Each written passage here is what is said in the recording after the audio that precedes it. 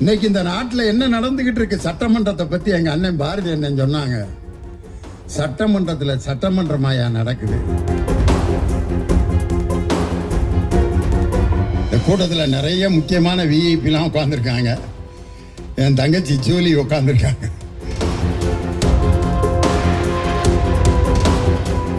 நம்ம திராவிட மாடல் ஆட்சியை ஆதரித்து அவர்கள் பேசிக் கொண்டிருக்காங்கல்ல, அந்த ஜூலியை தான் எனக்கு ரொம்ப பிடிக்கும்.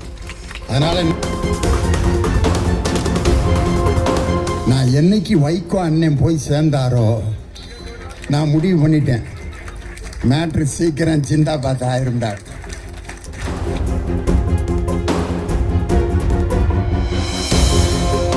இன்னைக்கு இந்த நாட்டில் என்ன நடந்துகிட்டு இருக்கு சட்டமன்றத்தை பத்தி எங்க அண்ணன் பாரதி அண்ணன் சொன்னாங்க. சட்டமன்றத்தில் சட்டமன்றமாயா நடக்குது. 13 ஜோக்கரா இருந்தா எப்படின்னே ரம்மி விளையாடுறது? எங்க உதயநிதி தான் சொன்னார், 13 ஜோக்கரா இருந்தா எப்படிடா ஜெயிக்கிறது? எல்லா பேருமே ஜால்ரா வச்சுக்கிட்டு கலியுக சைன் அடிச்சா கச்சேரியில கல்ல கொண்டு எறிவானா எரிய மாட்டானா? அம்புட்டும் ஜால்ரா வாங்குறாங்க பாருங்க. பல்பு டெய்லி முதலமைச்சரே 5000 வாட்ஸ் பல்பு வாங்கினாரு முதல் கூட்டத்தில். பட்டு வேஷ்டி மாப்பிள்ள மாதிரி அழகா இருந்தார் அன்னைக்கு. என்னைக்குமே முகத்துல எந்த ரியாக்ஷனுமே இல்லாத நம்ம மாண்புமிகு முதலமைச்சர் அன்னைக்கு ஒரு நாள் சிரிச்சார். அந்த சிரிக்க வச்சது கூட எங்க அண்ணன் எம்ஆர்கே பன்னீர்செல்வம் தான். அவங்க என்னென்னமோ பேசி தலைவரை சிரிக்க வைக்கலாம்னு நினைச்சாங்க. ஒவ்வொரு மந்திரி எந்திரிச்சு ஆகாகா ஓகாகா வானமே வையமே பூமிய தரைய அப்படின்னாங்க. மாப்பிள்ளை என்னென்னமோ விட்ட போடுறோம், ஒன்றும் வேலையாக மாட்டேங்குது. அன்னைக்கு வாங்கினார் பாருங்க ஒரு பல்பு.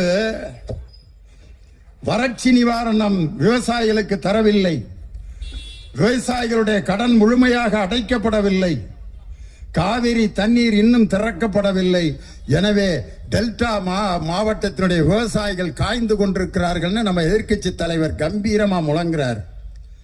நம்ம மாண்புமிகு முதல்வர் எந்திரிச்சாங்க. மாண்புமிகு சி ஜோசப் விஜய் பட்டு வேஷ்டியோட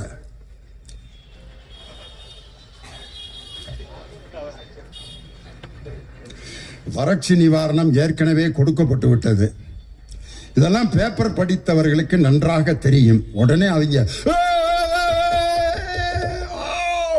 நல்ல உள்ள எந்திரிச்சு தளபதி கச்சேரி அப்படின்னு 6 நாள் ஆடி இருப்பாங்க. அவ்வளவு ஆரவாரம். தலைவர் பவர்ஃபுல்லான பாயிண்ட் எடுத்து வச்சுட்டாராம் முதலமைச்சர். எந்திரிச்சாரியா கலைஞரின் பேரன் முத்துவேல் கருணாநிதி ஸ்டாலினோட மகன்.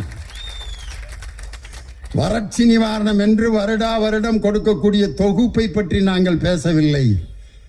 விவசாயிகளுடைய வறட்சி நிவாரணத்தை தான் நாங்கள் கேட்டோம். தொகுப்பு நிதிக்கும் நிவாரணத்திற்கும் வேறுபாடு இருக்கிறது. இது பேப்பர் படிச்சா தெரியாது, விவசாயிகளை நேரடியா சந்திக்கணும்னு சொன்ன உடனே வாங்கினாரியா 5000 வாட்ஸ் பல்பு டமக்குன்னு. அப்போ உட்கார்ந்தவர் தான் இன்னும் எந்திரிக்கல. முத்துவேல் கருணாநிதி ஸ்டாலின் மாதிரி ஒரு தலைவன் இதுவரைக்கும் வேற எந்த இயக்கத்துக்கும் கிடைக்க மாட்டாங்க. தோல்விக்கு நான் பொறுப்பேற்றுக் கொள்கிறேன் சொன்னார் பாரு. இந்த துணிச்சல் வேற எந்த தலைவனுக்கு வராதியா?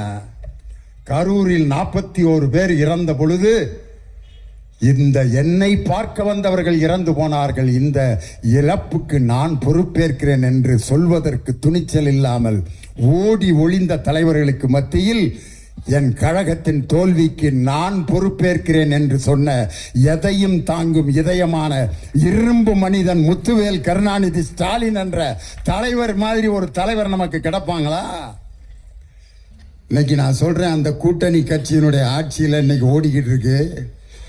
இன்னைக்கு அந்த கூட்டணி கட்சியே ஒன்னொன்னா அப்படியே பார்க்குது, என்னடா அப்படின்ட்டு. நான் என்னைக்கு வைகோ அண்ணன் போய் சேர்ந்தாரோ நான் முடிவு பண்ணிட்டேன், மேட்ரு சீக்கிரம் சிந்தா பார்த்து ஆயிருந்தார். சட்டமன்றத்தில் முதலமைச்சர் அப்படின்னார்ல, என் தலைவர் இப்படி தான் காமிச்சார். என்ன அர்த்தம்னா பேசி முடிச்சிட்டோன்ட்டு. அதை கூட ஒழுங்கா காட்டாம அப்படின்னார். இதுக்கு என்ன அர்த்தம்னா உங்க தமிழ்நாட்டு மக்களை எல்லாம் தொடர்ந்து கழுத்தறுக்க போறேன், காத்திருங்க. 6 சிலிண்டரா ஒன்றும் கிடைக்காது அப்படின்னு அர்த்தம். இன்னைக்கு அவர் அந்த கூட்டணி கட்சியெலாம் எங்கள் அண்ணன் வைகோ அவர்கள் என்னைக்கு போனாரோ அவர் வெளியிட்ட புஸ்தகத்தை அவர் வெளியிடுவார்னு கூப்பிட்டதுக்கு வரமாட்டேன்ட்டார். போனால் நமக்கு அதுதான் கடைசி நிகழ்ச்சி ஆகிறேன். வேணாம்டா, இந்த பம்பரம் எந்த சாட்டை சுற்றினாலும் சுற்றும் போல இருக்கு, இது வேலை. இன்னும் எப்படியும் ஒரு 3 மாதத்தில் தனுஷோட கட்சியில் அண்ணன் வைகோ அவர்கள் இருப்பார்.